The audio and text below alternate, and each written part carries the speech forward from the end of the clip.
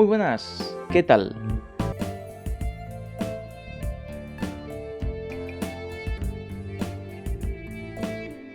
Una falacia es sencillamente un argumento inválido.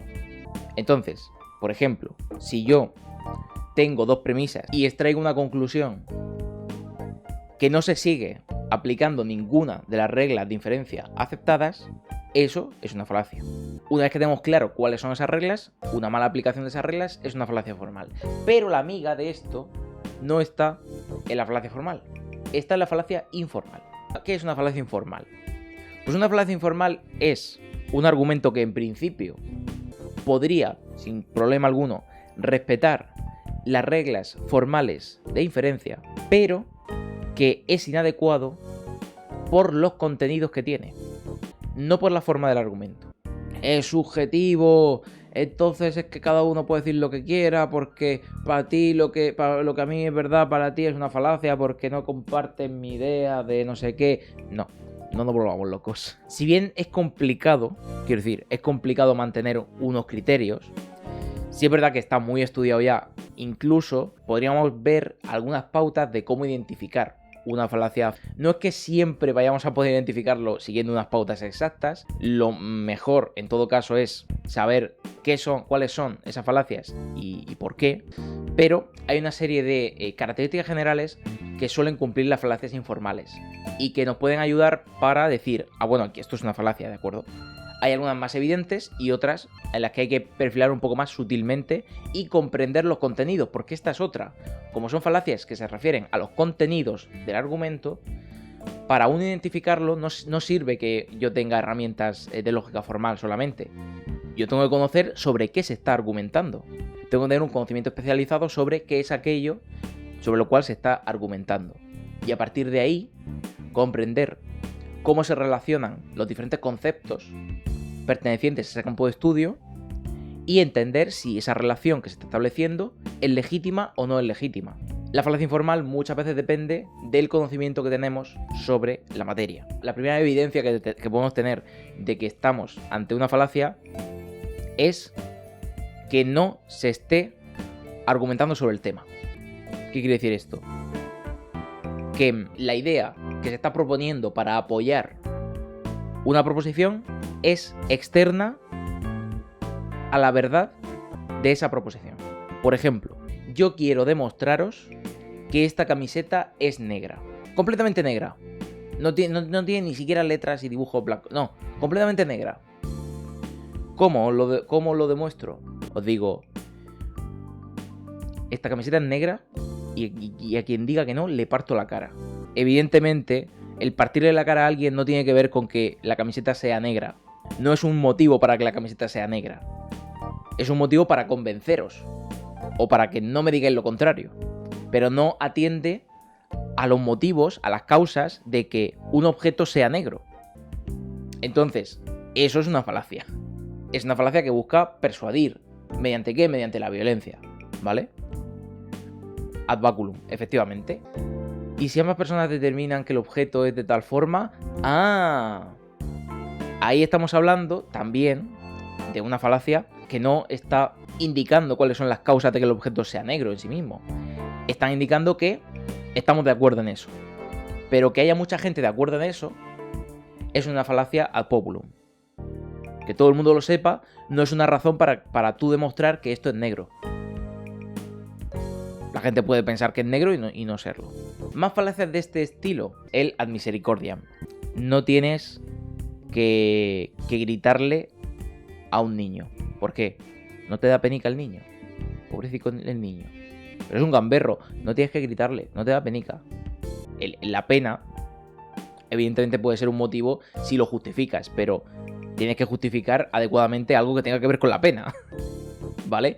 Si yo digo que si te da pena hacer esto, luego va a repercutir psicológicamente, no sé qué, tal, la emoción, etcétera, etcétera, pues estupendo. Pero la emoción en sí misma no es un argumento para hacer una cosa o no hacerla.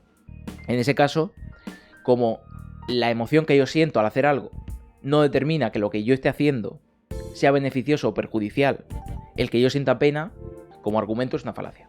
Créeme a mí que soy tu padre, por ejemplo, el argumento de autoridad. Pero hay diferentes grados. Quiero decir, un argumento de autoridad puede hacerse pasar por un argumento que tiene peso, que tiene relevancia para el tema, ¿vale? Es decir, que no es puramente irrelevante para el tema, que no es solo una persuasión. Por ejemplo, si yo digo que los átomos son cuadrados, porque lo dijo Albert Einstein. Lo dijo, a lo mejor lo dijo estando borracho, pero bueno, él lo dijo. Y como es un científico y sabe de átomos y dijo que eran cuadrados, pues serán cuadrados. A ver, tiene una apariencia de que tiene que ver con el tema. Es una persona a la que le damos cierta autoridad, es una persona de la que suponemos que tiene razón, pero el respeto que nosotros tengamos hacia esa persona o el conocimiento que tenemos de que es una persona sabia no implica que la proposición que nosotros estamos diciendo es correcta. Habrá razones para afirmar que eso es así, más allá de que ese señor sea un reconocido científico o no lo sea. De hecho, podríamos contraargumentar, evidentemente, si este señor es un científico, habrá dado razones científicas para defender que los átomos son cuadrados. Pónmelas, que yo las vea, ¿de acuerdo? Ese sería el contraargumento.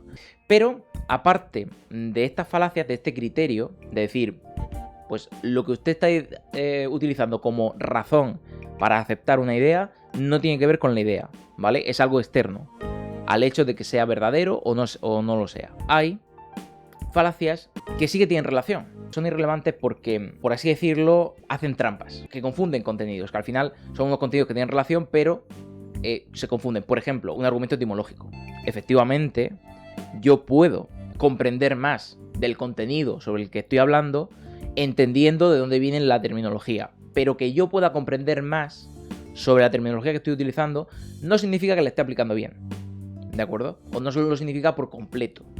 Por ejemplo, política. Bueno, política es el asunto de las cosas de la ciudad, porque es el estudio de las cosas de la ciudad. ¿Por qué? Porque viene del griego polis, y las polis eran las ciudades-estado, las ciudades pequeñas en las que había un compromiso ciudadano, y por tanto, bueno, la política tiene que ser algo comprometido con la sociedad y con las comunidades y con tal.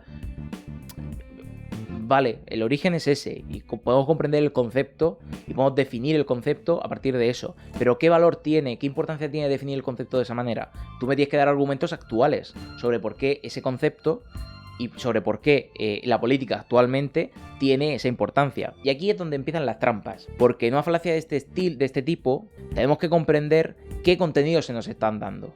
Tenemos que tener ya un poco entrenada la capacidad para discernir que el estudiar un objeto no es lo mismo que estudiar la terminología que empleamos para definirlo. La terminología, históricamente, puede tener un transcurso, un desarrollo, y eso es un objeto de estudio, el desarrollo de la etimología, el desarrollo de los términos, las transformaciones del lenguaje, distinto al estudiar el objeto mismo, sobre el cual empleamos el lenguaje. Por lo tanto, aunque guarda relación, ojo, cuidado, no es el mismo objeto de estudio.